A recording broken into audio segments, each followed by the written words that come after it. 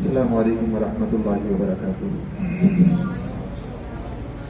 الحمد للہ رب العالمین والعاقبۃ للمتقین والصلاۃ والسلام علی سیدنا محمد وآلہ وصحبہ اجمعین ومن تبعهم بإحسان إلى يوم الدين. ثم أما بعد فبسم الله الرحمن الرحيم.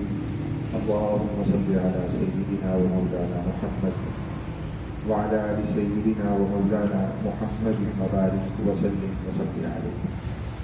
جناب نبی کریم صلی اللہ علیہ وسلم کی مبارک زندگی اور زندگی کے مختلف پہلو وہ ہمارا موضوع گفتگو ہے. مکی دور اس پہ ہماری گفتگو چل رہی ہے. حضور نبی کریم صلی اللہ علیہ وسلم کے مکہ مکرمہ میں گزارے تقریباً 13 سال کو سیرت نگار بڑے بڑے 3 حصوں میں تقسیم کرتے ہیں. 3 حصے کرتے ہیں مکی عہد کے، اور ان 3 حصوں پہ ہر حصے میں مستقل گفتگو کرتے ہیں. نمبر 1، ہم 3 حصوں کو پہلے گفتگو پہ کر چکے ہیں، ان کو بیان کر چکے ہیں، دوبارہ صرف تازہ کرنے کے لیے تاکہ بات آگے کر سکے. پہلا حصہ مکی دور کا جو پہلا عہد کہلاتا ہے وہ خفیہ دعوت کا عہد ہے، جو پہلی نبوی سے لے کے 3 نبوی تک چلتا ہے. پہلا جو مکی عہد ہے وہ صرف 3 سال پہ مشتمل ہے، اور اس عہد کی خصوصیت یہ ہے کہ جب پہلی وحی نازل ہوئی اس کے بعد سے 3 سال تک دعوت، دین کی دعوت، اسلام کی دعوت، وہ بالکل قریبی جو دوست احباب تھے، تعلق والے تھے، ان تک محدود رہی اور خفیہ چلتی رہی. اعلانیہ بالکل کسی مجمع میں، کسی گروہ میں، کسی جماعت میں کھڑے ہو کے اس کو متوجہ کیا گیا ہو، ایسے نہیں ہوا. یہ پہلا عہد ہے جسے خفیہ دعوت کا عہد کہا جاتا ہے، اور یہ 3 سال پہ مشتمل ہے. دوسرا عہد مکی دور کا وہ سن 4 نبوی سے لے کے سن 10 نبوی تک ہے. یہ تقریباً 7 سال پہ مشتمل ہے، جو اعلانیہ دعوت کا عہد کہلاتا ہے. اس پہ ہماری انشاءاللہ آج گفتگو ہوگی. اور تیسرا عہد وہ سن 10 نبوی کے آخر سے لے کے سن 13 نبوی کے آخر تک پھر 3 سال پہ مشتمل ہے. یہ وہ عہد ہے جس میں جناب نبی کریم صلی اللہ علیہ وسلم مکہ مکرمہ سے باہر دیگر قبائل میں تشریف لے گئے، بنو کنانہ میں تشریف لے گئے. طائف کا سفر بہت زیادہ معروف ہے، تو یہ عہد بھی 3 سالوں پہ مشتمل ہے. تو گویا کہ پہلا اور آخری دور یہ 3 سالوں پہ مشتمل ہے، اور درمیان والا جو دور ہے وہ 7 سالوں پہ مشتمل ہے، جو سب سے بڑا دور کہلاتا ہے. ان 3 ادوار میں سے ہماری پہلے دور پہ گفتگو ہو چکی ہے. ہم دیکھ چکے ہیں کہ جناب نبی کریم صلی اللہ علیہ وسلم جب غار حرا سے، جبل نور سے اترے ہیں، گھر تشریف لائے ہیں، تو آپ کی کیفیت کیا تھی؟ ام المومنین سیدہ خدیجہ رضی اللہ تعالیٰ عنہ کے سامنے آپ نے کیسے اپنے آپ کو بیان فرمایا؟ زمیلونی زمیلونی، مجھے چادر اوڑھا دیجیے، چادر اوڑھا دیجیے. اور جب کیفیت کچھ ٹھیک ہوئی تو آپ نے سارا واقعہ سنایا، کیسے ورقہ ابن نوفل کے پاس تشریف لے گئے ام المومنین سیدہ خدیجہ رضی اللہ تعالیٰ عنہ کے ہمراہ. اور پھر جب کیفیت سنبھل گئی اور حضور نبی کریم صلی اللہ علیہ وسلم واپس اپنے گھر تشریف لے آئے، تو پھر تقریباً 6 ماہ تک وحی نہیں آئی. 6 مہینے ایسے گزرے سورہ اقرا کے نازل ہونے کے بعد کہ وحی نہیں آئی. اور جناب نبی کریم صلی اللہ علیہ وسلم کی کیفیت ان 6 مہینوں کے اندر کیا تھی؟ کیسے بے چین ہو جاتے تھے، کیسے انتظار فرماتے تھے جبرائیل علیہ السلام کا، کیسے تڑپ پیدا ہو گئی تھی، کیسے طلب پیدا ہو گئی تھی، وہ کیفیات ہم دیکھ چکے ہیں. اور پھر حضور نبی کریم صلی اللہ علیہ وسلم پر جب یا ایھا المدثر نازل ہوئی، حضور نبی کریم صلی اللہ علیہ وسلم کو اپنے جو قرابت دار تھے ان کو دین کی طرف متوجہ کرنے کا حکم ارشاد فرمایا گیا. حضور نبی کریم صلی اللہ علیہ وسلم نے سب سے پہلے اپنی اہلیہ زوجہ محترمہ ام المومنین سیدہ خدیجہ رضی اللہ تعالیٰ عنہ، ان کے بعد سیدنا صدیق اکبر رضی اللہ تعالیٰ عنہ، حضرت علی المرتضیٰ رضی اللہ تعالیٰ عنہ اور حضرت زید بن حارثہ، یہ وہ 4 شخصیات ہیں جنہوں نے سب سے پہلے اسلام قبول کیا ہے. اور پھر اس کے بعد حضرت عثمان رضی اللہ تعالیٰ عنہ، حضرت ابو عبیدہ بن جراح رضی اللہ تعالیٰ عنہ، حضرت سعد بن ابی وقاص، حضرت بلال، حضرت عمار، حضرت یاسر، حضرت سمیہ، یہ وہ حضرات ہیں جن کو السابقون الاولون میں شمار کیا جاتا ہے۔ یہ وہ ہستیاں ہیں جنہوں نے سب سے زیادہ قربانیاں اٹھائی۔ دیکھیے یہ سارے ہمارے محسن ہیں، وہ ہستیاں جنہوں نے پہلے دن کلمہ شہادت کی گواہی دی، وہ ہستی انہوں نے سب سے زیادہ مشقتیں اٹھائی۔ آپ حضرت صدیق اکبر رضی اللہ تعالیٰ عنہ کو دیکھ لیجیے، ابھی آج ہمارے سامنے انشاءاللہ تذکرہ آئے گا کہ کیسے حضور نبی کریم صلی اللہ علیہ وسلم بیت اللہ حرم میں موجود ہوتے، عبادت کر رہے ہوتے، ریاضت میں مصروف ہوتے، اور کیسے مشرکین آپ کو مشقتوں میں، تکلیفوں میں مبتلا کرتے، اور گردن مبارک کے اندر چادر ڈال کے کیسے کھینچا کرتے، کیسے پتھر مارا کرتے، کیسے طعن و تشریح کیا کرتے۔ صدیق اکبر رضی اللہ تعالیٰ عنہ وہ اکیلے واحد ڈھال تھے جو آپ کا احاطہ کیے ہوئے آپ کے پاس موجود رہتے تھے اور فرمایا کرتے تھے کہ اتقتلون رجلا ان یقول ربی اللہ، کیا ایک آدمی کو صرف اس وجہ سے قتل کرتے ہو، اس وجہ سے مارتے ہو، اس وجہ سے دو کو کرتے ہو کہ وہ کہتا ہے کہ میرا ایک اللہ ہے، میرا پروردگار وہ خدا ہے، وہ خالق ہے، اس وجہ سے؟ اور اس کی بنیاد پہ حضرت صدیق اکبر رضی اللہ تعالیٰ عنہ کو بھی مشقتوں میں ہیں، اور اتنی زیادہ مشقتوں میں کہ عتبہ بن ربیعہ آج ہم پڑھیں گے جو بدر میں مارا گیا، اور حضرت ابو حذیفہ رضی اللہ تعالیٰ عنہ کا والد تھا، بدر میں مارا گیا، وہ حضرت صدیق اکبر رضی اللہ تعالیٰ عنہ کے سینے پہ بیٹھ جاتا اور اپنے جوتے نعوذ باللہ اپنے رخ اکبر پہ مارا کرتے۔ تو یہ وہ ہستیاں ہیں جو السابقون الاولون کے عنوان سے جو آپ کے سامنے اسکرین پہ اتنی مشقتیں، تکلیفیں انہوں نے اٹھائی۔ تو خیر جو پہلا دور ہے 3 سال پہ مشتمل ہے، اس پہ ہماری بات بھی ہو چکی ہے اور ہم تفصیل سے دیکھ چکے ہیں کہ حضور نبی کریم صلی اللہ علیہ وسلم کی مبارک حکمت عملی کیا تھی ان 3 سالوں میں۔ دوسرا دور جو پرانی آیت سورہ شعراء کے اندر موجود ہے، وَأَنذِرْ عَشِيرَتَكَ الْأَقْرَبِينَ، اس آیت مبارکہ کے نازل ہونے سے عہد مکی کا دوسرا دور شروع ہوتا ہے۔ یہ وہ دور ہے جب 3 سال مکمل ہو چکے ہیں اور خفیہ دعوت حضور نبی کریم صلی اللہ علیہ وسلم اس کا دائرہ بڑھا رہے ہیں، اور اچانک یہ آیت مبارکہ نازل ہوتی ہے، اے محمد صلی اللہ علیہ وسلم اپنے جو قرابت دار ہیں ان کو اللہ سے ڈرائیے۔ اس آیت مبارکہ کے نزول سے وہ دور شروع ہوتا ہے جو 7 سالوں پہ مشتمل ہے۔ ویسے عام سیرت نگار تو 3 ادوار کرتے ہیں، لیکن زیادہ بہتر یہ ہے کہ ہم یہ جو دوسرا دور ہے اس کو مزید 2 حصوں میں تقسیم کریں جو 7 سال پہ مشتمل ہے۔ اس دور کو بھی آپ 2 حصوں میں تقسیم کریں کہ اس کا پہلا حصہ وہ ہے جو سن 4 نبوی سے لے کے سن 7 نبوی تک 4 سالوں میں مشتمل ہے۔ 4 نبوی سے 7 نبوی تک یہ وہ دور ہے جو آپ یہ کہہ لیجیے کہ مشقتوں کا، تکلیفوں کا، مشرکین کے مظالم کا اور صحابہ کرام رضی اللہ عنہ کی طرح طرح کی تکلیفوں کے یہ سال ہیں، یہ وہ دور ہے سن 4 نبوی سے سن 7 نبوی تک۔ اور اس کا دوسرا حصہ کر لیجیے سن 7 نبوی سے 10 نبوی تک جو شیب ابی طالب میں محاصرے کا دور ہے۔ ان 2 حصوں میں تقسیم کرنے کی وجہ یہ ہے کہ سن 4 نبوی سے 7 نبوی تک جو تکلیفیں تھیں وہ مختلف جہاد کی تھیں، کچھ سمجھ نہیں آ رہی تھی کہ صحابہ کرام رضی اللہ تعالیٰ عنہ آج باہر نکلیں گے تو کس طرح کی مشقت کا سامنا ہوگا، کس طرح کی تکلیف کا سامنا ہوگا، کس طرح سے مشرکین پیش آئیں گے۔ اور سن 7 نبوی سے 10 نبوی تک یہ شیب ابی طالب میں محاصرے کا دور ہے۔ یہ دور اس کی اپنی خاص خصوصیات ہیں، مشقتیں اس میں بھی بہت زیادہ تھیں، اتنی زیادہ مشقتیں تھیں کہ صحابہ کرام رضی اللہ عنہ کو بنی ہاشم کو مکہ مکرمہ میں کسی سے بات کرنے کی اجازت نہیں تھی، خرید و فروخت کرنے کی اجازت نہیں تھی، شادی بیاہ کرنے کی اجازت نہیں تھی، سوشل بائیکاٹ کا دور تھا۔ تو سوشل بائیکاٹ اس کی اپنی خصوصیات تھی، اس کی نفسیات تھی، تو اس لیے اس حصے کو آپ الگ کر لیجیے۔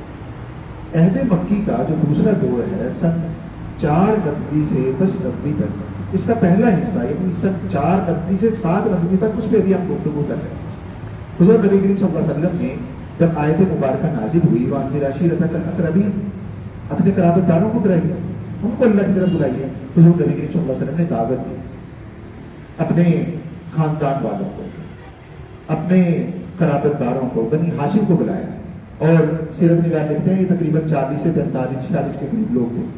جب آگے دعوت رکھی, سارے آگے, حضور نبی کریم صلی اللہ علیہ وسلم کی گفتگو کے آغاز سے پہلے ابو لہب بول پڑا, آپ کا چچا تھا, اور وہ مقصد اور غرض اس کے سامنے آ چکی تھی, کیونکہ یہ جو 3 سال ابتدائی گزرے تھے ان میں اگرچہ دعوت خفیہ تھی, اعلانیہ دعوت نہیں دی گئی, لیکن مشرکین مکہ کو خبریں پہنچ رہی تھی کہ ایک نئی دعوت آ چکی ہے مکہ مکرمہ میں, اور اس دعوت کا عنوان یہ ہے, اس دعوت کی خصوصیات یہ ہیں, اور ہمارے بتوں کو برا بلا کہا جا رہا ہے. یہ بات اتر, لیکن انہوں نے نظر انداز اس لیے کیا کہ پہلے بھی مکہ مکرمہ میں ایسی شخصیات آ چکی تھیں جو توحید پرست تھیں, جیسے زید بن نفیل ہیں. انہوں نے کہا کہ یہ ایسی ہی کوئی دعوت ہے اور وقت گزرنے کے ساتھ ساتھ ختم ہو جائے گی. تو پتہ تھا ان کو, مشرکین کو, جو بڑے بڑے دشمن بنے بعد میں, ان کو بھی باتیں پہنچ رہی تھی, لیکن مخالفت اس وجہ سے انہوں نے نہیں کی کہ یہ اپنے آپ ہی دعوت ختم ہو جائے گی, اس کا کوئی بہت زیادہ اثر نہیں ہوگا. لیکن جب آیت مبارکہ نازل ہوئی, آپ نے اپنے قرابت داروں کو بلایا, تو ابو لہب نے گفتگو کرنے ہی نہیں, اور نعوذ باللہ حضور نبی کریم صلی اللہ علیہ وسلم کی شان اقدس میں گستاخی کی, آپ کو برا بلا کہا, اور یہ محفل مجلس بغیر دعوت یہ ختم ہو گئی.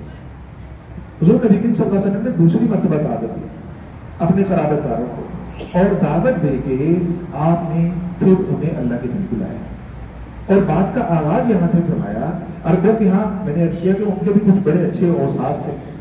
ان کا مثال کے طور پہ ایک وصف یہ تھا کہ آدمی اپنے قبیلے والوں سے جھوٹ نہیں بولتا تھا.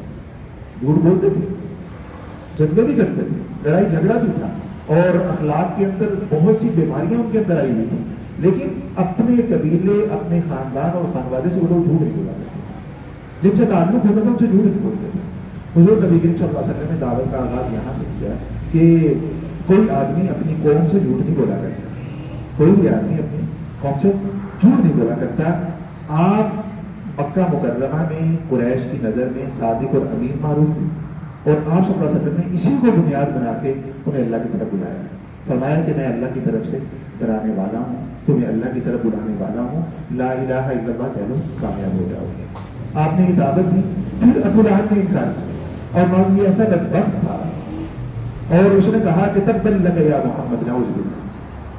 اس لیے نعوذ باللہ ہمیں ترجمہ بھی نہیں کر سکتے اس کا, اس لیے نعوذ باللہ آپ نے ہمیں جمع کیا. اور یہ کہتے ہوئے وہاں سے اٹھ کے چلا گیا, اور نعوذ باللہ حضور نبی کریم صلی اللہ علیہ وسلم کی نافرمانی کی, آپ کی گستاخی کی, جس کے نتیجے میں وہ مشہور سورہ مبارکہ نازل ہوئی, تبت یدا ابی لہب ہوتا, کہ حضور نبی کریم صلی اللہ علیہ وسلم کو نعوذ باللہ بددعا دے رہا ہے. اللہ نے کہا تیرا یہی حال ہے, تیرے ساتھ یہی معاملہ پیش ہے. تبت یدا ابی لہب ہوتا ما اغنی عنہ مالہ وما کسب. یہ ابو لہب کی طرف سے ہوا, اور جناب ابو طالب جو اس وقت بنو ہاشم کے سردار تھے وہ کھڑے ہوئے, اور حضور نبی کریم صلی اللہ علیہ وسلم کی نہ صرف حمایت کی, نہ صرف یہ کہ آپ کی پشت بنائی کی, بلکہ اعلان کیا وہاں جتنے رشتہ دار, جتنے قرابت دار موجود تھے ان کے سامنے, اور فرمایا کہ میرے پیارے بھتیجے جائیے, جو آپ پیغام دینا چاہتے ہیں, جس دعوت کی طرف, جس دین کی طرف بلانا چاہتے ہیں,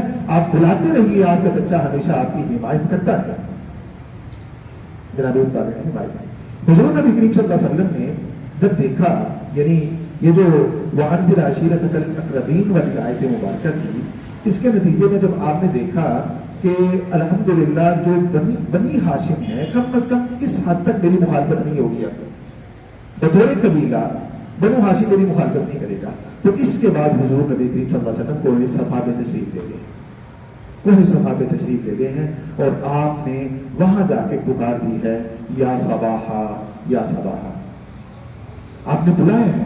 اور پورے کے پورے مکہ والے, روایات میں آتا ہے کہ سارے کے سارے جمع ہوئے, اور جو آدمی کوہ صفا پہ خود نہیں جا سکتا تھا اس نے اپنا نمائندہ بھیجا, اور وہاں حضور نبی کریم صلی اللہ علیہ وسلم نے, وہ مشہور قصہ ہے جو ہم بچپن سے سنتے چلے آ رہے ہیں, آپ نے پوچھا, آپ کی صداقت امانت اتنی زیادہ تھی, آپ نے پوچھا اگر میں خبر دوں کہ اس بھائی کوہ صفا کی تصویر ہے, آج کل جو حضرات وہاں تشریف لے گئے اس طرح سے پہاڑی کا ابھی بھی انہوں نے حصہ رکھا ہوا ہے, اور اس طرح سے نظر آتا ہے. یہ ہمیں تو تصویر جو ہے وہ خود نہیں کھینچی، آپ حضرات جو گئے ہیں وہ تصدیق کر سکتے ہیں کہ کوہ صفا اس طرح کا نظر آتا ہے. کون تشریف لے گئے؟ اللہ کے ساتھ اس طرح کا نظر آتا ہے. کوہ صفا آگے ابھی تبدیل ہو گیا بالکل، یہ پہاڑی ختم ہو گئی ہے.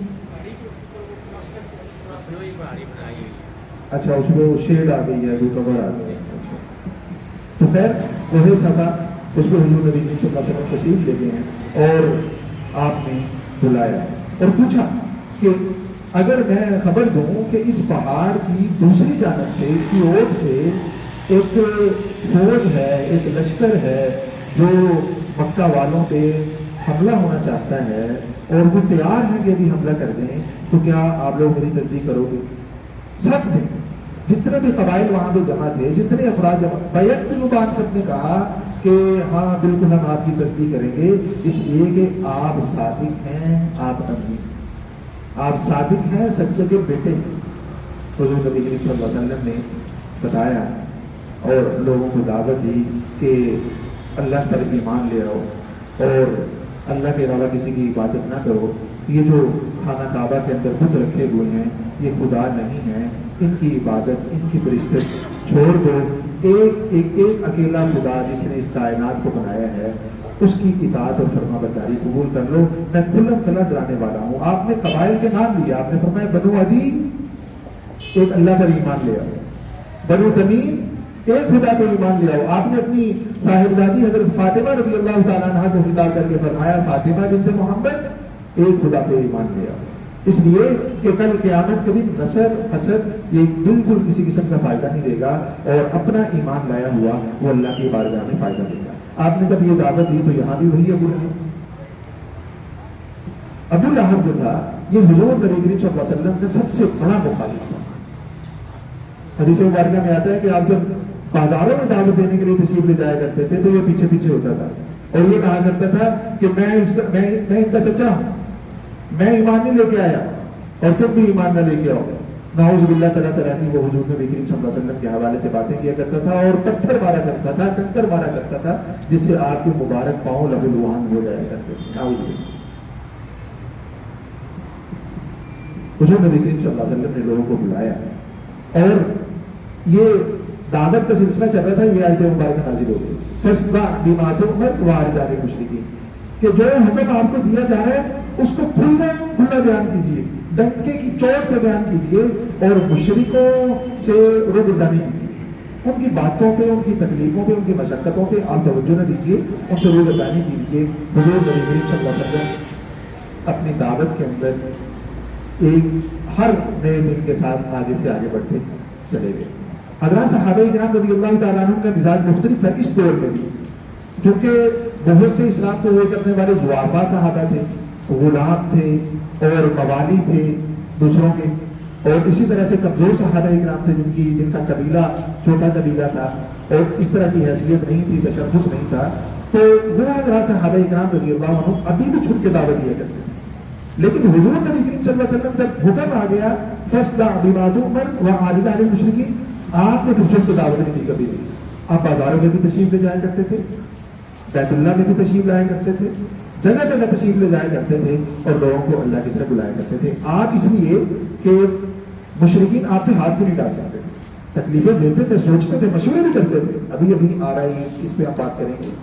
لیکن چونکہ بنو ہاشم سردار تھے مکہ کے اور حضور نبی کریم صلی اللہ علیہ وسلم کی اپنی شخصیت جو زمانہ جاہلیت کے 40 سال میں گزرے تھے، کسی کی ضرورت نہیں ہوتی تھی کہ آپ کی سر بازار تقسیم کر سکے. ابو لہب کی ضرورت تھی کیونکہ وہ چچا تھا، وہ حضور نبی وہ اسی قبیلے سے تھا، وہ پتھر بھی مارا کرتا تھا نعوذ باللہ، وہ تکلیفیں بھی دیا کرتا تھا. اس کی جو بیوی تھی جمیلہ وہ بھی نعوذ باللہ حضور نبی کریم صلی اللہ علیہ وسلم کو تکلیفیں دیا کرتی تھی، لیکن عام لوگوں کی ضرورت نہیں. خیر حضور نبی کریم صلی اللہ علیہ وسلم کی دعوت آئے دن کے ساتھ بڑھتی گئی. مشرکین پریشان ہوئے. یہ وہ پریشانی کا وقت تھا کہ یہ تو ہر نئے دن کے ساتھ جماعت بڑھتی چلی جا رہی ہے، پھلتی پھولتی چلی جا رہی ہے، کیسے روکا جائے. ولید بن المغیرہ آپ جانتے ہیں حضرت خالد رضی اللہ تعالیٰ عنہ کا والد تھے. ولید یہ مشرکین مکہ کے سرداروں میں سے بڑا سردار تھا. اس کے پاس جمع ہوئے کیا کہتے ہیں کہ کس طرح سے اس دعوت کو روکا جائے. مشورہ ہوا کہ اور بلکہ حج کا موسم قریب آیا جب آپ صلی اللہ علیہ وسلم نے کوہ صفا پہ اعلان فرما دیا اور دعوت میں تیزی آ گئی، تو اس کے ساتھ ہی حج کا موسم بھی قریب آ گیا۔ اب حج کے موسم میں جزیرہ عرب کے دور دراز علاقوں سے، یمن سے، عمان سے، اسی طرح سے حوازن، ثقیف، ان مختلف قبائل سے لوگ مکہ مکرمہ میں آیا کرتے تھے، بیت اللہ کے طواف کے لیے، حج کے لیے آیا کرتے تھے۔ تو ان کو مشرکین مکہ کو یہ خطرہ ہوا کہ یہ دعوت جو بھی چند گھروں کے اندر ہے، ابھی چند گنے چنے لوگ مسلمان ہوئے ہیں، حج کے موسم میں یہ دعوت تو پھیل جائے گی اور بے شمار لوگ جو دور دراز سے آئے ہوں گے قبائل سے وہ مسلمان ہو جائیں گے، اور ابھی ہمارے لیے سنبھالنا مشکل ہو رہا ہے۔ اتنے زیادہ لوگ اگر اسلام قبول کر لیں گے تو ہمارے لیے تو سنبھالنا بہت زیادہ مشکل ہو جائے گا۔ اس ڈر اور خوف کی وجہ سے سارے جمع ہوئے۔ عام طور پہ ان کا اجتماع دارالندوہ میں ہوا کرتا تھا، جو اس وقت کی آپ کہہ لیجیے کہ پارلیمنٹ تھی، جس میں سارے کے سارے جو بڑے بڑے سردار جمع ہوا کرتے تھے۔ مشورہ ہوا کہ اب کیا کیا جائے، کیسے روکا جائے۔ لڑائی تو کر نہیں سکتے کیونکہ بنو ہاشم ہے اور ان سے لڑائی لینے کا مطلب یہ ہے کہ بہت بڑا خون خراب ہے، کیا کیا جائے۔ تو مشورہ یہ ہوا کہ ہم نعوذ باللہ حضور نبی کریم صلی اللہ علیہ وسلم کی ذات گرامی کو ٹارگٹ کرتے ہیں، آپ کے بارے میں ہم ایسی باتیں مشہور کرتے ہیں کہ لوگ آپ کی بات سنیں گے، متوجہ نہ ہو، اور لوگوں کو متنفر کرتے ہیں نعوذ باللہ حضور نبی کریم صلی اللہ علیہ وسلم کی ذات گرامی۔ اس کے لیے کیسے متنفر کیا جائے، کیسے لوگوں کو ہٹایا جائے، مشورہ ہوا کیا کہا جائے۔ تو اس میں مختلف مشاورہ نعوذ باللہ یعنی طرح طرح کے حضور نبی کریم صلی اللہ علیہ وسلم کے حوالے سے جو قرآن جگہ جگہ پہ غور کرتا ہے کہ کیا کہا جائے۔ کسی نے کہا کہ ہم کہتے ہیں کہ یہ نعوذ باللہ کاہن ہے۔ ولید نے کہا کہ نہیں، اگر ہم کاہن کہیں گے تو سارے ہماری تکذیب کریں گے، کیونکہ ہم نے کہانت کو دیکھا ہے، ہم نے دیکھا ہے کہ کس طرح سے کاہن لوگ جو ہیں وہ باتیں کرتے ہیں، کس طرح سے وہ لوگوں کے ساتھ پیش آتے ہیں۔ اللہ کے پیارے محبوب صلی اللہ علیہ وسلم، محمد صلی اللہ علیہ وسلم کے اندر کاہنوں والے کوئی اوصاف نہیں، کوئی وصف نہیں۔ خود ولید نے کہا اچھا ہم کہتے ہیں کہ یہ نعوذ باللہ مجنون ہے، نعوذ باللہ ہی ہے۔ ولید نے کہا کہ نہیں، مجنون بھی نہیں، ہم جنون کو جانتے ہیں، ہم اس کی علامات کو پہچانتے ہیں، ہم جانتے ہیں کہ مجنون لوگ کس طرح عقل سے گری ہوئی ہٹی ہوئی بہتی بہتی باتیں کرتے ہیں۔ نعوذ باللہ محمد صلی اللہ علیہ وسلم ایسے نہیں۔ ہم کہتے ہیں نعوذ باللہ کہ شاعر ہے، ہم شعر کو بھی جانتے ہیں، یعنی انہی کے مشورہ دینے والے اور انہی کے سردار جو ولید ہے وہ انکار کرنے والا کہ نہیں یہ نہیں ہم کہہ سکتے، کیونکہ اگر ہم یہ کہیں گے تو آنے والے حاجی ہمارا ہی مذاق اڑائیں گے، ہمیں ہی بتلائیں گے کہ نہیں ہم شعر کو بھی جانتے ہیں، ہم سجا رقدی کو جانتے ہیں، ہم شعر کے خصائص کو اوصاف کو جانتے ہیں، یہ تو شاعر ہے۔ ہم نعوذ باللہ کہتے ہیں کہ جادوگر ہے۔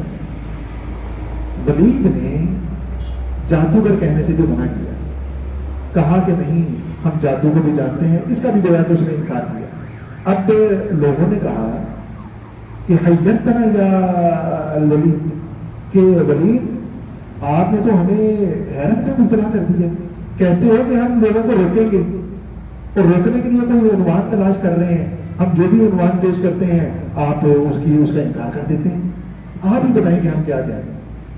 پھر ولید نے مشورہ دیا، ولید بڑا بدبخت انسان تھا، اللہ نے مال و دولت پہ انتہا عطا کر رکھی تھی، اولاد حضرت خالد رضی اللہ عنہ بیٹے، لیکن بجائے ایک کہ اللہ کا شکر ادا کرتا، اطاعت اور فرما برداری میں آتا، یہ اپنے اس روش کے اندر آئے روز کے ساتھ آگے سے آگے بڑھتا چلا گیا۔ ولید نے کہا کہ سب سے بہتر بات جو ہم کہہ سکتے ہیں جناب نبی کریم صلی اللہ علیہ وسلم کے حوالے سے حاجیوں کو، وہ یہ ہے کہ ہم کہیں گے یہ ساحر ہے، نعوذ باللہ، جادوگر ہے۔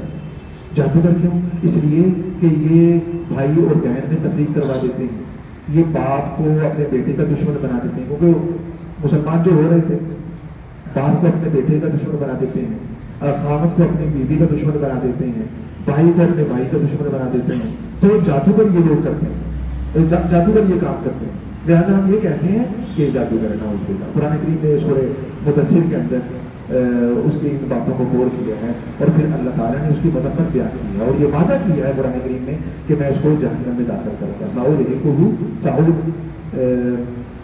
فقال ان هذا الا قول بشر سأصليه سقر۔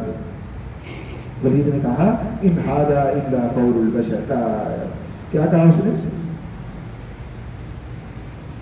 فقال ان ھذا الا سحر یؤثر، اس نے کہا کہ یہ جادو ہے۔ ولید نے کہا، اللہ تعالیٰ نے آگے کہا کہ نہیں، کل قیامت کے دن تجھے جہنم میں داخل کیا جائے گا۔ تو یہ حضور نبی کریم صلی اللہ علیہ وسلم کے حوالے سے انہوں نے راہ عمل اپنایا، لیکن اس کا بجائے یہ کہ مشرکین کو فائدہ ہوتا ہے، ان کا نقصان ہوگا۔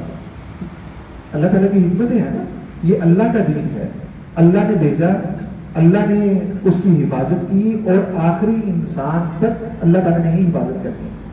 کیا ہوا؟ مشرکین نے یہ سوچا کہ لوگ متنفر ہو جائیں گے، کوئی بھی قریب نہیں آئے گا، بات نہیں سنے گا، اور اس کا نقصان یہ ہوا مشرکین کو کہ جن لوگوں کو نہیں پتہ چلنا تھا کہ یہاں کوئی نبی ہے، کوئی دین آیا ہے اور اس طرح کا پیغام لایا ہے، ان لوگوں کو بھی پتہ چل گیا، ہر کسی کو پتہ چل گیا، ہر قبیلے کے اندر پتہ چل گیا کہ مکہ مکرمہ میں ایک شخصیت ہے جو نبوت کا دعویٰ کرتی ہیں، اور وہ اللہ کی طرف سے رسول بنا کے بھیجے گئے ہیں، اور وہ ان باتوں کی دعوت دیتے ہیں۔ بہت سارے لوگوں نے تجسس کے اندر قرآن بھی سنا اور مسلمان بھی ہوئے، مشرکین کی وجہ سے۔ اور اس میں معلوم آتا ہے نا ان اللہ لا یؤید ھذا الدین برجل فاجر، کبھی کبھی اللہ رب العزت دین کی تائید اور نصرت کے لیے فاسق و فاجر آدمی سے بھی کام لے لیتے ہیں۔ اسی روایت کی روشنی میں علماء کرام فرماتے ہیں کہ دین کے حوالے سے جب ہم دعا کر رہے ہوتے ہیں اللہ تعالیٰ سے، تو یہ دعا نہیں کرنی چاہیے کہ اللہ ہم سے دین کا کام لے لے، بلکہ دعا یہ کرنی چاہیے کہ اللہ ہمیں دین کے لیے قبول فرمائے، کیونکہ دین کا کام تو اللہ تعالیٰ فاسق اور فاجر لوگوں سے بھی لے لیتے ہیں۔ دیکھیں نا، دین کا کام ہو گیا، وہ مخالفت کر رہے تھے، اور کیا ہوا کہ پیغام جو ہے وہ مختلف قبائل کے اندر پھیل گیا، اور لوگ جو ہیں وہ تجسس کرنے لگے کہ ہم دیکھیں تو صحیح کہ یہ پیغام ہے کیا، اور اس تجسس کی وجہ سے بہت سارے لوگوں نے دین اور اسلام کو قبول کیا۔ تو خیر، جب یہ بات گزر گئی، سن 4 نقوی کا موسم حج گزرا، تو مشرکین نے دیکھا کہ ہمارا جو لاہ عمل تھا وہ تو ہمارے خلاف چلا گیا، اب کیا کریں؟ تو انہوں نے دوبارہ سے مشاورت کی، اور پھر وہ سلسلہ شروع ہوا جو سن 7 نقوی، پھر 10 نقوی، پھر 13 نقوی ہجرت مدینہ کے ساتھ جا کے ختم ہوا۔ وہ کیا؟ انہوں نے کہا کہ اب ہم لاہ عمل تبدیل کریں۔ حضور نبی کریم صلی اللہ علیہ وسلم، حضرات صحابہ کرام رضی اللہ تعالیٰ عنہ، جو بھی اسلام قبول کرتا اس حوالے سے یہ طے کر لیا کہ ہم تکلیفیں دیں گے۔ حضور نبی کریم صلی اللہ علیہ وسلم کے سامنے مد مقابل محاذ کھڑا کر لیا، اور یہ طے کر لیا کہ جو بن پڑے گا ہم کریں گے، جس طرح سے تکلیف ہو سکے گی ہم دیں گے۔ آپ دیکھیں، انہوں نے حضور نبی کریم صلی اللہ علیہ وسلم کا مذاق اڑانا شروع کر دیا، تشریف لے جاتے، راہ سے گزر رہے ہوتے، جملے کسنے شروع کرتے، حضور نبی کریم صلی اللہ علیہ وسلم کو ساحر، مجنون، نعوذ باللہ، طرح طرح کے القابات دینے شروع کرتے ہیں۔ صحابہ اکرام رضی اللہ تعالیٰ عنہ، خاص کر جو کمزور صحابہ اکرام تھے قبیلے کے اعتبار سے، مال و دولت کے اعتبار سے، ان لوگوں کو زیادہ تکلیفیں دینی شروع کر دیں، اور قرآن کریم کے بارے میں شکوک و شبہات پیدا کرنا شروع کر دیے۔ یہ کہنا شروع کر دیے الا اساطیر الاولین، یہ تو سابقہ لوگوں کی قصے کہانیاں ہیں، اور وہ قصے کہانیاں ہمیں اللہ کا پیغام بنا کے سنائی جا رہی ہیں۔ کبھی کہا جاتا کہ یہ جو قرآن محمد صلی اللہ علیہ وسلم ہمارے سامنے پڑھ کے سناتے ہیں، یہ اللہ کی طرف سے نہیں آیا ہوا، یہ تو ایک آدمی ہے جو ان کو لکھواتا ہے، اور وہ لکھا ہوا کلام یاد کرتے ہیں، ہمیں آ کے سناتے ہیں۔ یہ شکوک و شبہات پیدا کرنے شروع کر دیے۔ اور ایک آدمی تھا نضر بن حارث، نضر بن حارث، اس نے ایک اور کام کیا۔ اس نے کیا کام کیا؟ وہ ہیرا گیا، ہیرا عراق کا کسرا کا علاقہ تھا، وہاں سے قصے کہانیوں کی کچھ کتابیں لے کے آیا، اور جہاں قرآن پڑھا جا رہا ہوتا وہاں یہ اپنی وہ نسخے لے کے پہنچ جاتا، اور ان کتابوں سے قصے کہانیاں سنانا شروع کر دیتا۔ بعض روایت سے معلوم ہوتا ہے کہ نظر میں کچھ باندیاں رکھی ہوئی تھی اس کام کے لیے، جہاں پتہ چلتا کہ کوئی قرآن سننا چاہتا ہے، سن رہا ہے، یا کسی نے سن لیا ہے، تو اس کے پاس پہنچ جاتا ہے، یا اپنی کسی خادمہ کو پہنچا دیتا اور وہ قرآن سنا۔ اور اس طرح سے صحابہ کرام رضی اللہ تعالیٰ عنہ کو، جب نئے نئے اسلام کے اندر داخل ہو رہے تھے، ان کو دین سے ہٹانے کی کوشش شروع کی۔ یہ بھی گویا کہ ان کا لاہ عمل تھا۔ قرآن کریم نے نضر بن حارث کے اس رویے کو بیان کیا ہے، وَمِنَ النَّاسِ مَن يَشْتَرِي لَهْوَ الْحَدِيثِ لِيُضِلَّ عَن سَبِيلِ اللَّهِ۔ یہ نضر بن حارث کے بارے میں نازل ہوئی کہ وہ یہ لہو لار کی باتیں جو ہیں وہ لے کے آتے ہیں، خریدتے ہیں، کیوں؟ لیضل عن سبیل اللہ، تاکہ اللہ کے راستے سے لوگوں کو گمراہ کریں۔ لیکن ظاہر بات ہے کہ اللہ نے اپنے دین کو بھیجا، اس کی حفاظت کی اور نشر و اشاعت بھی کی، اور نضر بن حارث کی موجودگی میں نشر و اشاعت کی۔ قرآن کریم کا مقابلہ اس سے کہانیوں کی کتابیں تو نہیں کر سکتی، تو خیر ان کی طرف سے کوشش تھی۔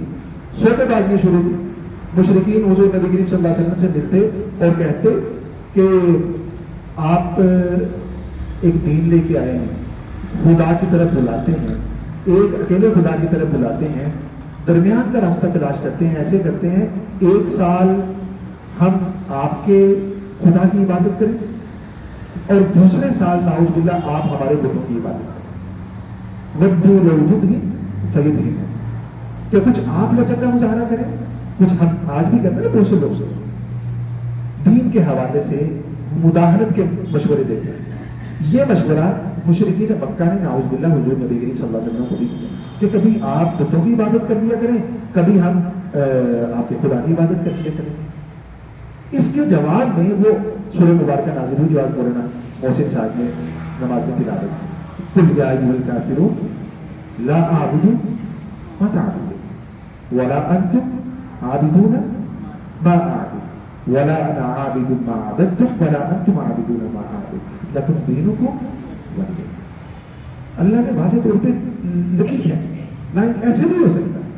جو دین ہے وہ ہمیشہ ہمیشہ کے لیے وہی دین ہے، ایسے نہیں ہو سکتا کہ کسی دوسرے دین کی آمیزش اس میں کرنے کی کوشش کی جائے اور یہ کہا جائے کہ چلو کچھ لو اور کچھ دو کی پالیسی اختیار کر لیں۔ ایسے اللہ تعالیٰ نے سختی سے منع فرمایا اور حضور نبی کریم صلی اللہ علیہ وسلم نے ان کے اس محاذ کا بھی ثابت کرنے کے ساتھ مقابلہ فرمایا۔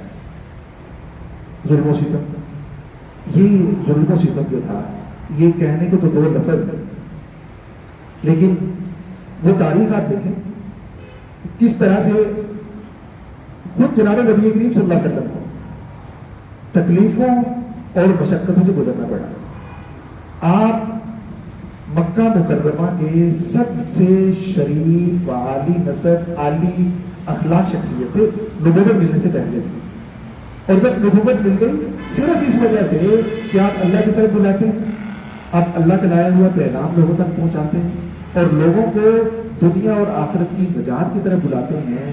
مشرکین مکہ میں اپنی سرداری کے زائل ہونے کے خوف سے حضور نبی کریم صلی اللہ علیہ وسلم کی نہ صرف مخالفت کی بلکہ آپ کو طعن و تشنیع بھی کی، گالن گلوچ بھی کیا۔ حضور نبی کریم صلی اللہ علیہ وسلم کو جسمانی اذیتیں بھی دی۔ آپ بیت اللہ میں خانہ کعبہ کے سامنے موجود ہوتے اور اللہ کی عبادت کر رہے ہوتے تھے، مشرکین وہاں سے مشرکین مکہ گزرتے، آپ پہ جملے کسا کرتے تھے، لوگ دیکھا کرتے، سنا کرتے۔ آپ وہاں موجود ہوتے، ایک موقع پہ حضور نبی کریم صلی اللہ علیہ وسلم موجود تھے، بہت بڑے بڑے مخالف تھے۔ عقبہ ابن ابی معیط ایک آدمی کا نام ہے جو حضور نبی کریم صلی اللہ علیہ وسلم کے بڑے دشمنوں میں سے تھا۔ اس نے مشرکین موجود تھے وہاں، ان کا اجتماع تھا، دیکھا کہ اللہ کے پیارے محبوب صلی اللہ علیہ وسلم موجود ہیں، تو کسی نے کہا کہ فلاں جگہ پہ اونٹ ذبح ہوا ہے، فلاں جگہ پہ اونٹ ذبح ہوا ہے، کون ہے جو اس اونٹ کی اوجڑی لے کے آئے گا، فضلہ لے کے آئے گا اور حضرت محمد صلی اللہ علیہ وسلم جو خانہ کعبہ میں عبادت کر رہے ہیں، نعوذ باللہ وہ فضلہ لا کے آپ پہ ڈالے۔ یہ بدبخت عقبہ ابن ابی معیط، عقبہ ابن ابی معیط، اس نے کہا میں یہ کام کروں گا، نعوذ باللہ گیا اور وہ نعوذ باللہ فضلہ لے کے آیا۔ حضور نبی کریم صلی اللہ علیہ وسلم جب سجدے میں گئے تو وہ لا کے آپ کے دونوں شانوں کے درمیان اس نے ڈال دیا۔ آپ تصور کریں، یعنی آپ تصور کریں آج ہمارے ساتھ اللہ تعالیٰ ہماری حفاظت، اس طرح کا کوئی رویہ اگر اپنائے، اس طرح کا کوئی رویہ اپنائے، تنہائی میں بھی، سر بازار نہیں، دوسروں کے سامنے نہیں، تنہائی میں اگر کسی نے اس طرح کا خدا نخواستہ رویہ اپنایا تو ہمارا رد عمل کیا ہے؟ اللہ کے پیارے محبوب صلی اللہ علیہ وسلم آپ سجدے میں ہیں، اللہ کی عبادت کر رہے ہیں اور اس بدبخت نے وہ لا کے ڈال دیا۔ حضرت فاطمہ رضی اللہ عنہ بچی ہیں، بیٹی ہیں، اپنے والدین سے محبت ہوتی ہے. حضرت فاطمہ رضی اللہ تعالیٰ عنہ نے دیکھا تشریف لائیں اور آ کے اپنے والد محترم، اپنے ابا جان، ان کے جذبے انور سے اس گزرے کو صاف کیا. آئے ایک اور آدمی، امیہ ابن خلف بہت بڑا دشمن تھا. ابو لہب کے دونوں بیٹے عتبہ اور عتیبہ یہ بہت بڑے دشمن تھے.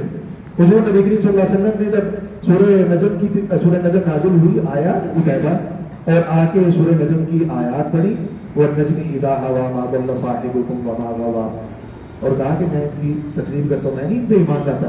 اور حضور نبی کریم صلی اللہ علیہ وسلم کے چہرے انتر پہ ناز ملا، اس نے تھوکا.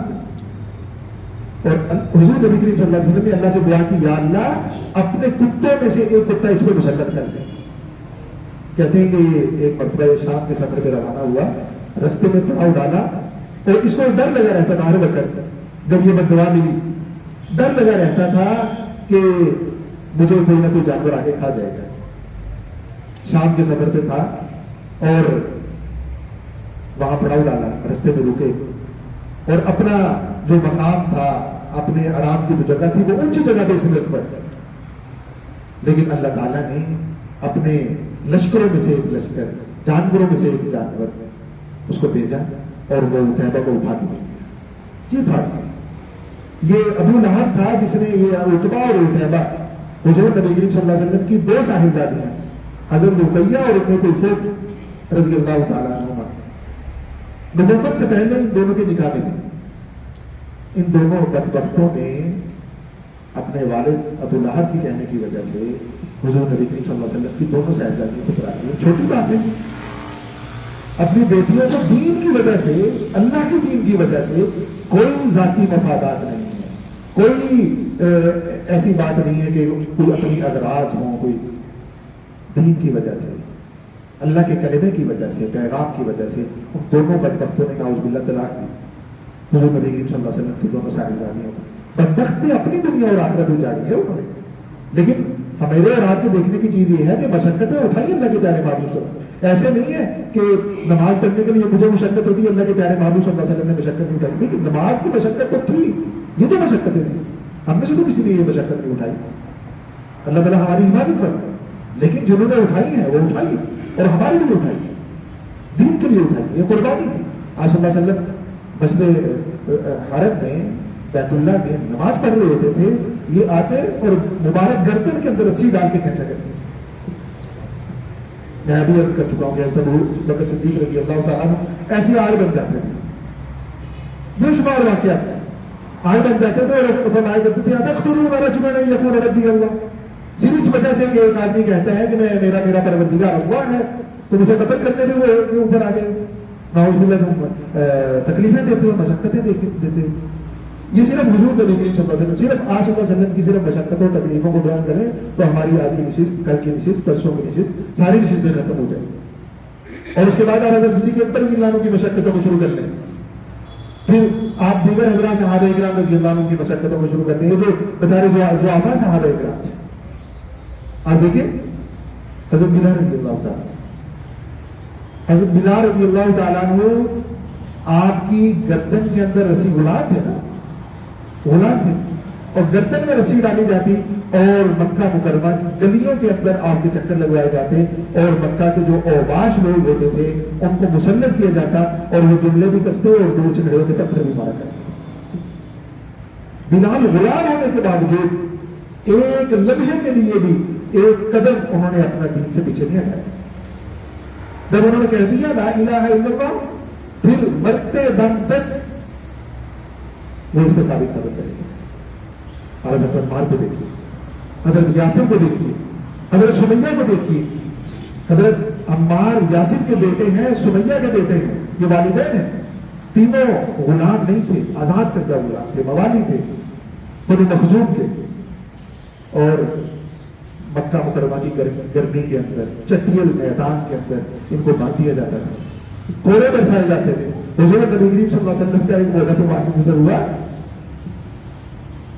آپ نے مخاطب کیا ان تینوں کو اور فرمایا صبرن صبرن علی آل یاسر، اے آل یاسر والوں صبر کرنا، صبر کو چھوڑنا نہیں ہے، اللہ کے لیے صبر کرنا، موعدکم الجنہ، تم سے جنت کا وعدہ ہو چکا ہے،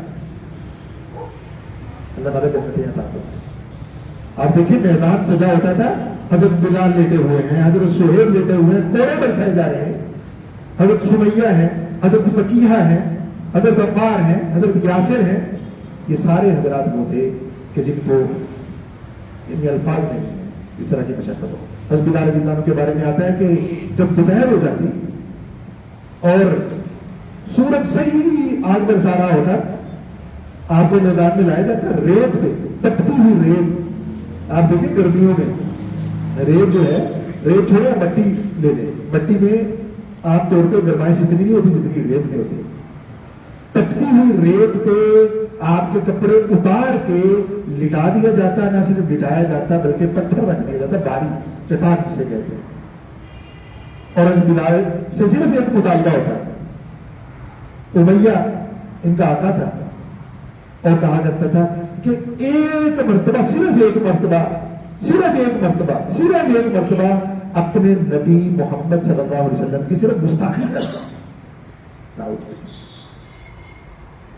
اور کہہ دو کہ اللہ ایک نہیں ہے، کافی سارے ہیں۔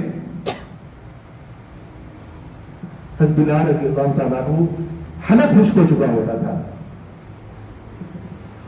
پانی کے لیے ترس رہے ہوتے تھے اور کوئی لفظ زبان سے ادا کرنے کی سکت نہیں ہوتی تھی، لیکن اگر کچھ نکلتا تھا زبان سے تو ہمیشہ یہی نکلتا، احد احد احد احد، اللہ ایک ہے، اللہ ایک ہے۔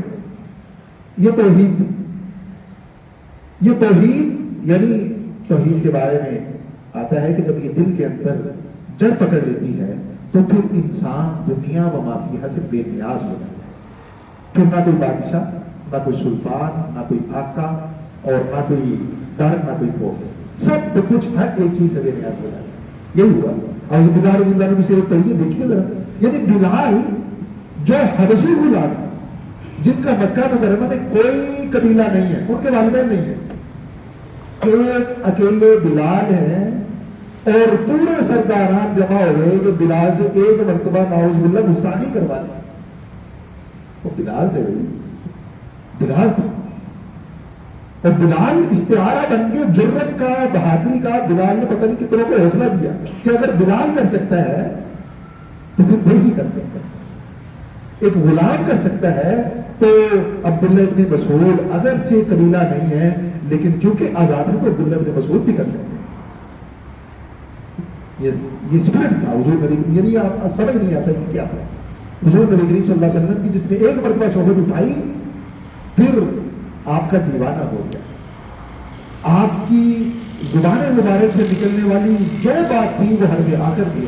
حالانکہ اس موقع پہ اجازت ہے، اللہ نے اجازت دے رکھی کہ دل مطمئن ہو، زبان سے کلمہ کفر نکل بھی جائے، ایسی حالت میں جب جان جانے کا خوف ہو، جب جان جانے کا خوف ہو، دل مطمئن ہو اللہ کی توحید پہ، وحدانیت پہ، لیکن زبان سے کلمہ کفر نکل بھی جائے تو اللہ تعالیٰ پکڑ کرتے اس کی وجہ سے، جیسے حضرت عمار سے ہوا، حضرت عمار سے ایسا کلمہ مشرکین نے کہلوا لیا اور وہ کہنے کے بعد ان کو چھوڑ بھی دیا، اور وہ حضور نبی کریم صلی اللہ علیہ وسلم کی خدمت اقدس میں روتے ہوئے حاضر ہوئے، اے میرے پیارے محبوب صلی اللہ علیہ وسلم، میں نے تو نعوذ باللہ آپ کی شان میں نازیبہ کلمہ کہہ دیا۔ آپ نے پوچھا کیف وجدت قلبک، دل کی کیفیت کیا ہے؟ آپ نے فرمایا دل تو آپ کی محبت سے سرشار ہے۔ آپ نے فرمایا کہ پھر کوئی کرنے کی بات ہے، جب دل مطمئن ہے تو پھر اللہ تعالیٰ اس کو معاملہ نہیں فرماتے، پکڑ نہیں کرتا۔ تو خیر یہ جو ایک تکلیف، تکالیف اور مشقتوں کی داستان ہے، آج اس پہ گفتگو کرتے رہیں تو مثالیں ختم نہیں ہوں۔ حضرات صحابہ جناب رضی اللہ تعالیٰ نے جس طرح سے یہ دین ہم تک پہنچایا ہے ان کے لیے الفاظ نہیں ہیں۔ جب بھی مصنف جس نے بھی سیرت کے اس پہلو کو لکھا، پڑھتے ہوئے محسوس ہوتا ہے کہ شاید اس کے الفاظ لڑکھڑا رہے ہیں، اسے قلم چلایا نہیں جا رہا، کیونکہ وہ سیرت مبارکہ کے پہلو ایسا ہے کہ اس کو الفاظ میں بیان کیا ہی نہیں جا سکتا. مشقت کو کون الفاظ میں بیان کر سکتے؟ جس طرح محبت کے لیے الفاظ نہیں ہوتے اس طرح تکلیف کے لیے بھی الفاظ نہیں ہوتے. تکلیف اور محبت دنیا میں دو ایسی چیزیں ہیں جو الفاظ کے سانچے میں پروئی نہیں جا سکتے, ان کے الفاظ نہیں ہیں. ذرا صحابہ کرام رضی اللہ تعالیٰ عنہ, خود جناب نبی کریم صلی اللہ علیہ وسلم کی ذات گرامی, جتنی مشقتیں آپ کو آئیں صحابہ میں سے کسی کو بھی نہیں.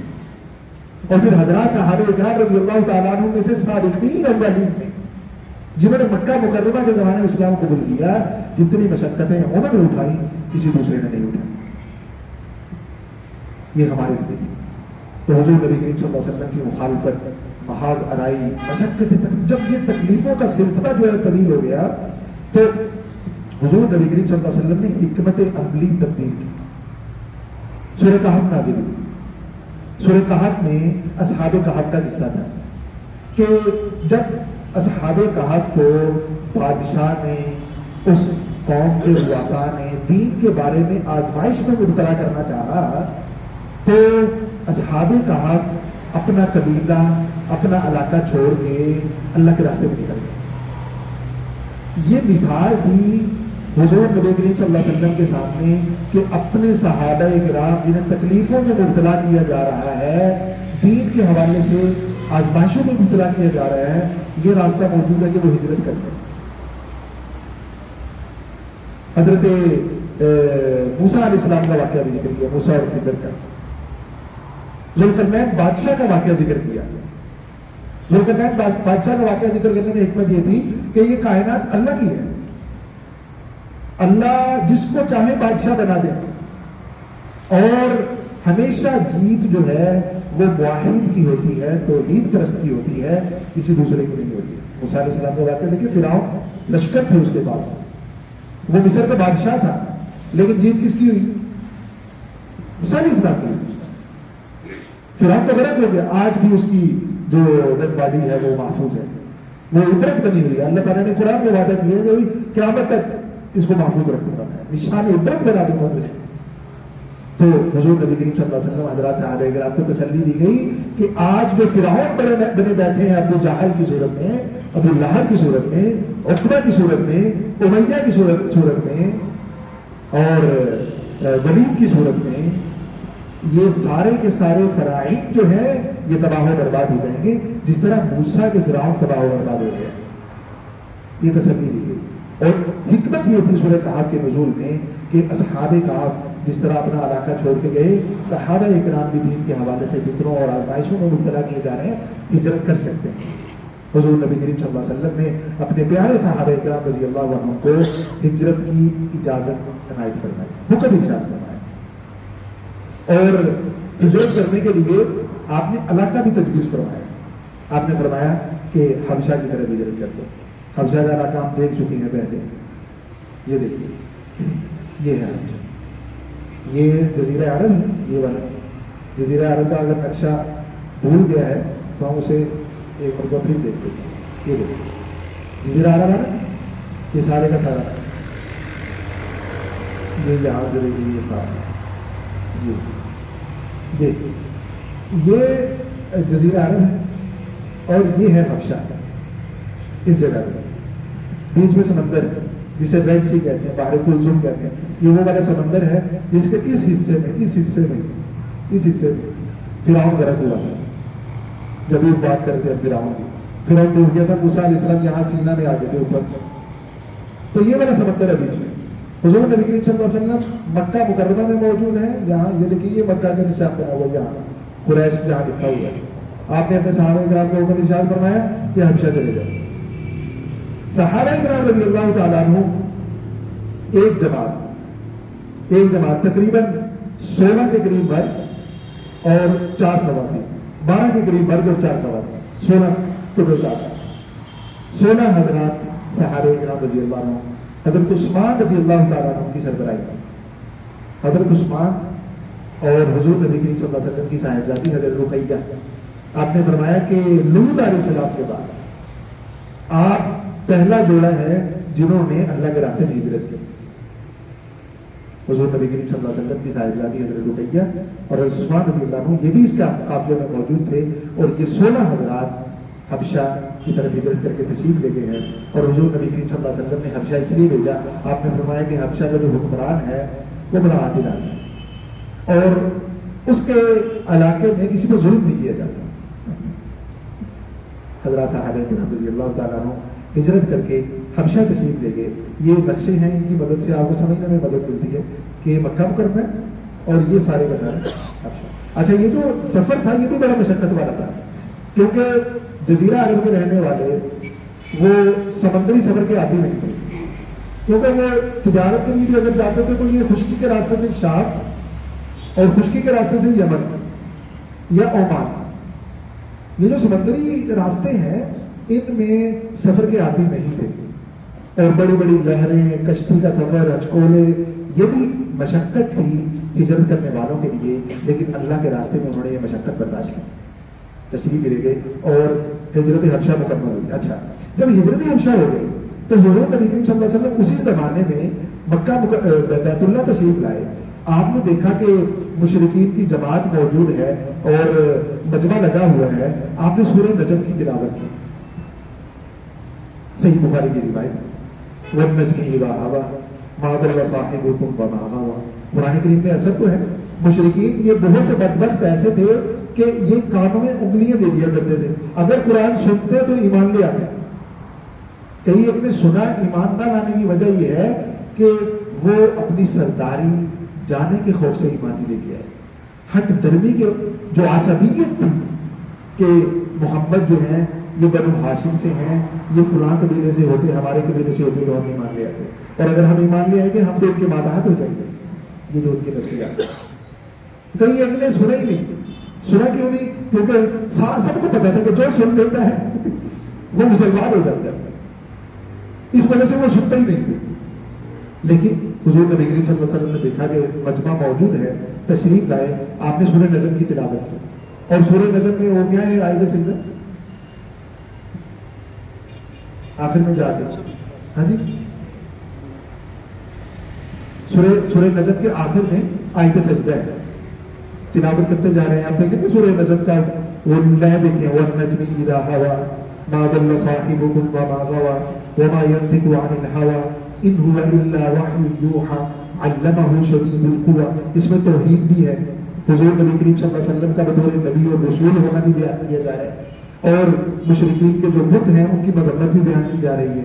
ان مضامین کے ساتھ سورت چل رہی ہے، اور چاشنی اتنی زیادہ ہے جو قرآن میں ہے کہ ہر کسی کو اپنی طرف کھینچ نہیں سکتے. حضور نبی کریم صلی اللہ علیہ وسلم تلاوت فرماتے جا رہے ہیں. جب آیت سجدہ میں پہنچے، آپ نے آیت سجدہ پڑھی. سننا تھا مشرکین کا، مشرکین آیت سجدہ سنی، اللہ کے پیارے محبوب صلی اللہ علیہ وسلم سجدے میں گئے، سارے مشرک جو سنتے تھے وہ بھی سجدے میں چلے گئے.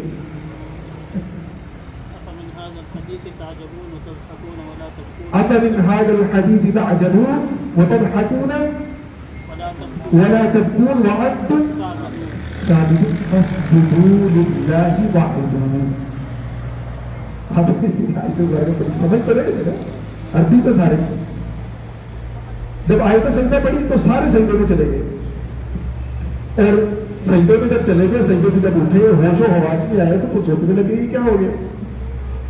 اور جو اس مجلس میں موجود نہیں تھے ان کو پتا چلا، مشرکین نے، انہوں نے مذمت شروع کر دی، یہ تم نے کیا کیا، تم مسلمانوں والے کام شروع کر دیے. لیکن یہ انہوں نے سجدہ کیا. یہ جو سجدہ تھا، یہ خبر اس طرح سے حبشہ میں پہنچی کیونکہ تجارت کے لیے مکہ سے بہت سے لوگ حبشہ جایا کرتے تھے، اور جو حضرات صحابہ کرام وہاں پہنچ چکے تھے وہ خبریں معلوم کیا کرتے تھے کہ مکہ میں کیا چل رہا ہے. تو ان دنوں میں جب مشرکین نے سجدہ کر لیا، ایک مکہ سے صاحب حبشہ گئے، صحابہ کرام نے پوچھا کہ مکہ کی حالت کیا ہے. اس نے کہا شاید تم محمد اور قریش مشرکین کے حوالے سے پوچھ رہے ہو، وہ تو سارے مسلمان ہو چکے ہیں، کلہم او جلہم، سارے کے سارے مسلمان ہو گئے یا ان کا اکثر حصہ مسلمان ہو چکا ہے. یہ اس طرح سے واقعہ جو سجدہ والا تھا حبشہ میں پہنچا. صحابہ کرام بڑے خوش ہوئے اور اکثر نے واپسی کا ارادہ کیا اور سفر بھی شروع کر دیا. روایات میں آتا ہے کہ جب وہ مکہ مکرمہ سے 1 دن کی مسافت پہ تھے، پتہ چلا کہ مشرکین تو مسلمان نہیں ہوئے تھے. وہ تو اس طرح کا واقعہ تھا. تو کئی ایک حضرات وہیں سے واپس چلے گئے کہ دوبارہ سے مشقتوں میں تکلیفوں میں مبتلا کریں گے، اور کچھ حضرات جو تھے مکہ مکرمہ میں آ گئے. لیکن جب آ گئے تو مشرکین کا جو ظلم تھا، ان کا جو ستم تھا، وہ تو آئے دن بڑھتا چلا جا رہا تھا. حضرات صحابہ اکرام رضی اللہ تعالیٰ عنہ اللہ کے پیارے محبوب صلی اللہ علیہ وسلم نے جب ظلم اور ستم کو بڑھتے ہوئے دیکھا تو دوبارہ ہجرت حبشہ کا حکم ارشاد فرمایا، اجازت عنایت فرمائی. اور دوسرے قافلے کے اندر تقریباً 100 کے قریب حضرات، 101 یا 182 مرد اور 18 عورتیں، ان حضرات کو حضور نبی کریم صلی اللہ علیہ وسلم نے حبشہ کی طرف حملہ جانے کی اجازت عنایت فرمائی. اور یہ دوسرا قافلہ ہے جسے سیرت کے اندر دوسری ہجرت حبشہ سے تعبیر کیا جاتا ہے. ان حضرات نے حضرت حضور نبی کریم صلی اللہ علیہ وسلم کے ارشاد کے مطابق حبشہ کی طرف ہجرت کی. اچھا، حضرات صحابہ کرام پہلی جماعت جب گئی اس وقت بھی مشرکین نے کوشش کی روکنے کی، پتہ نہیں چلا، چھپ کے ہجرت ہوئی. ہجرت حبشہ کی پہلے والی تھی. اور جب مشرکین کو پتہ چلا تو تعاقب میں گئے، لیکن حضرات صحابہ کرام رضی اللہ تعالیٰ عنہ پہلے کشتی میں بیٹھ کے روانہ ہو چکے تھے، اس لیے وہ پیچھے نہیں جا سکتے. لیکن جب دوسری ہجرت حبشہ ہوئی، انہوں نے کہا یہ تو معاملہ چل پڑا ہے، اور اس طرح سے حبشہ کے اندر جو ہماری تجارت ہے وہ متاثر ہو سکتی ہے. مشرکین نے سوچا، اور یہ وہاں جا کے جتھا بنا لیں گے، جماعت بنا لیں گے اور ہمارے لیے خطرہ بن جائیں گے. تو انہوں نے مشورہ کر کے حضرات صحابہ کرام جو ہجرت کر کے چلے گئے تھے ان کو واپس لانے کا ارادہ کیا. انہوں نے کہا کہ کسی طریقے سے واپس لانا ہے. اور چونکہ جو نجاشی تھا وہ مشرکین کی تجارت کے حوالے سے جانتا تھا کہ مکہ سے یہ لوگ آتے ہیں، خاص کر وہ عتبہ کو جانتا تھا. حضرت عامر بن عاص رضی اللہ تعالیٰ عنہ جو بعد میں مسلمان ہوئے، ابھی تک مسلمان نہیں ہوئے تھے، نجاشی عامر بن عاص کو شخصی طور پہ جانتا ہے. تو مشرکین نے مشورہ کیا کہ کیا کیا جائے. مشورہ یہ ہوا کہ حضرت عمر جو اس وقت تک مسلمان نہیں ہوئے تھے، ان کی سربراہی میں ہم ایک وفد نجاشی کے دربار میں بھیجتے ہیں جو تحفے تحائف لے کے جائے گا اور نجاشی کو اس بات پہ قائل کرنے کی کوشش کرے گا کہ یہ جو لوگ ہیں یہ ہمارے قبیلے کے ہیں، ہمارے رشتے دار ہیں، اور انہوں نے ایک نیا دین ایجاد کر لیا ہے، ہمارے خداؤں کو برا بھلا کہتے ہیں، تمہارے پاس آ گئے ہیں، یہاں بھی جو انہوں نے دین اختیار کیا وہ نہ تمہارا دین ہے نہ ہمارا دین ہے، یہ کوئی تیسرا دین لے کے آئے ہیں، تو ان کو ہمارے سپرد کر دو. اس عنوان کے ساتھ حضرت عمر جو ہیں اس وقت تک مسلمان نہیں ہوئے تھے، یہ وفد لے کے نجاشی کے دربار میں پہنچے. ہم یہ آخری بات ذکر کر کے اس کے بعد ختم کریں گے. تو جب دربار میں پہنچے ہیں، عمر نے ہدایت دی، تحفے تحائف کی. نجاشی بڑا خوش ہوا، اور خوش اس لیے ہوا کہ عمر پرانا دوست تھا، وہ آ گیا اور اتنے قیمتی تحائف لے کے آیا. بڑا خوش ہوا. پوچھا عمر سے، عمر کیوں آئے؟ عمر نے بتایا، عمر بن عاص نے بتایا کہ ہمارے کچھ لوگ ہیں وہ بھاگ کے، مکہ سے بھاگ کے یہاں آ گئے ہیں، اور انہوں نے ہمیں بڑا تنگ کیا ہوا ہے. وہاں رہتے تھے، ہمارے خداؤں کو برا بھلا کہتے تھے، اور ایک نیا دین جو ہے انہوں نے ایجاد کیا ہے. یہاں آپ کے پاس آ گئے ہیں، ہم ان کو واپس لینے ہیں. نجاشی بڑا دانا اور حکیم آدمی تھا. نجاشی جو حبشہ کا بادشاہ تھا وہ مسلمان ہو گیا تھا، اس نے اسلام قبول کر لیا تھا. وہ بڑا حکیم آدمی تھا اور عادل بھی تھا. حضور نبی کریم صلی اللہ علیہ وسلم نے فرمایا تھا کہ وہ عادل ہے. جب آپ نے عادل فرمایا تو وہ عادل تھا بھی. عمر کی بات سننے کے بعد سنے گا نہیں، جب تک میں آنے والوں کو سننا لوں اس وقت تک میں فیصلہ نہیں کروں گا کہ میں ان کو آگے حوالے کرتا ہوں یا نہیں. نجاشی نے قاصد بھیجا کہ جو مکہ سے لوگ آئے ہیں ان کو لائے گا. حضرت جعفر رضی اللہ تعالیٰ عنہ، حضرت علی رضی اللہ تعالیٰ عنہ کے بھائی ہیں، اور تیار ان کا لقب ہے. غزوہ موتا میں آپ کے دونوں بازو کٹ گئے تھے، شہید ہو گئے تھے. جو جھنڈا ہے اس کو اس طرح سینے سے چپکایا تھا. حضور نبی کریم صلی اللہ علیہ وسلم نے خبر دے دی تھی، ابھی تک تشریف نہیں لائے تھے، کہ جعفر جو ہیں ان کے ساتھ یہ معاملہ پیش آ گیا. جب شہید ہو گئے تو آپ نے فرمایا کہ اللہ نے ان کو 2 بازوؤں کے بدلے میں 2 پر عطا کیے ہیں جن سے وہ اڑ رہے ہیں اور جنت کی سیر کر رہے ہیں. یہ بھی ہجرت کر کے حبشہ تشریف لے گئے تھے. اور دوسرے وفد کے یہ سربراہ بھی تھے لوگوں نے کہا کہ جعفر آپ اللہ کے پیارے محبوب صلی اللہ علیہ وسلم کے بھائی بھی ہیں، چچا زاد بھی ہیں، اور آپ ہمارے سربراہ بھی ہیں، تو آپ ہماری طرف سے نمائندہ بن کے جائیں اور پوچھیں کہ نجاشی کیا کہتے ہیں۔ پتہ تو چل گیا تھا کہ عمر آیا ہوا ہے، بات سنیں ذرا۔ حضرت جعفر پہنچے اپنے ساتھیوں کے ہمراہ، تو عمر بن عاص وہاں موجود تھا۔ تو نجاشی نے پوچھا، ہاں بھائی یہ عمر نے جو بات کہی ہے اس کا کیا جواب ہے آپ کے پاس؟ آپ نے نیا دین ایجاد کر دیا ہے جو نہ میرے دین کے مطابق ہے نہ ان کے دین کے مطابق ہے، تو وہ کیا ہے؟ حضرت جعفر رضی اللہ عنہ نے تقریر کی۔ وہ ان کا معروف خطبہ ہے جو کتب سیرت میں، کتب حدیث میں انہی الفاظ کے ساتھ موجود ہے۔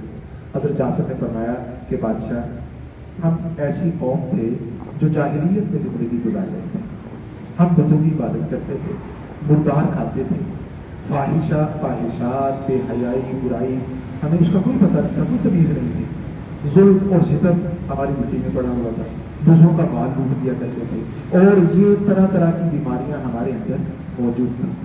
اللہ نے فضل کیا، ہمارے درمیان ہمیں میں سے ایک نبی مبعوث کیا جن کے حسب اور نسب کو ہم جانتے ہیں، جن کی صداقت اور امانت کو ہم جانتے ہیں، جن کی عفت اور پاک دامنی کو ہم جانتے ہیں، جن کی پاکیزگی کو ہم جانتے ہیں۔ انہوں نے ہمیں آ کے بتایا کہ اللہ ایک ہے۔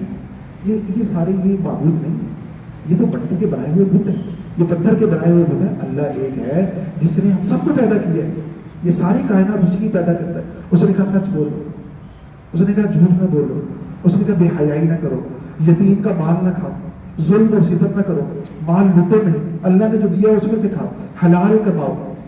اس نے ہمیں یہ بات نماز کی دعوت دی، اس نے ہمیں فلاں۔ حضرت جعفر رضی اللہ عنہ نے دین کا جو خلاصہ تھا وہ نجاشی کے سامنے بیان کر دیا۔ نجاشی نے کہا سن، غور سے سن ساری بات۔ نجاشی موجود تھا، اس کے پادری بھی موجود تھے۔ میں نے عرض کیا کہ یہ عیسائی مذہب کا پیروکار تھا، جس میں پہلے بات کر چکے۔ نجاشی نے کہا کہ جو وہ نبی پیغام لے کے آئے ہیں، جو کلام لے کے آئے ہیں، اس میں سے اگر کچھ حصہ یاد ہو تو مجھے سناؤ۔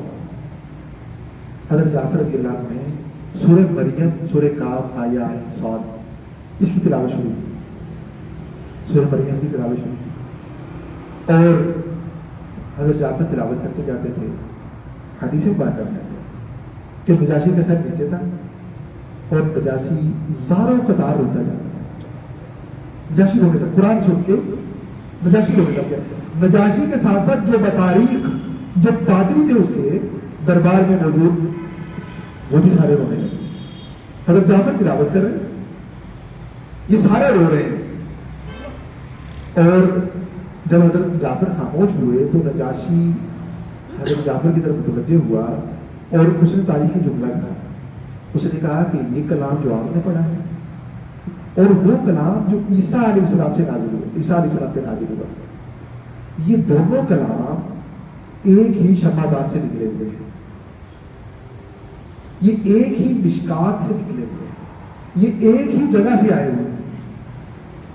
نجاشی نے جب یہ گواہی دے دی تو عمر تو پریشان ہو گئے، یہ کیا ہو گئے؟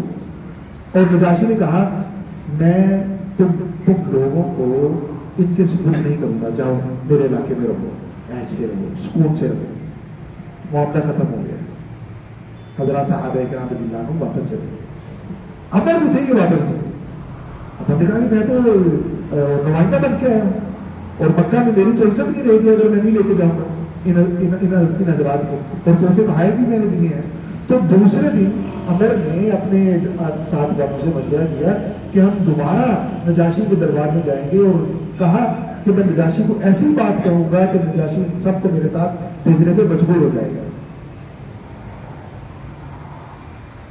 دوسرا دن آ گیا، نجاشی کو جا کے کہا عمر نے کہ یہ جو لوگ ہیں یہ عیسیٰ علیہ السلام کے بارے میں ایسی بات کہتے ہیں جو آپ کے مذہب میں نہیں،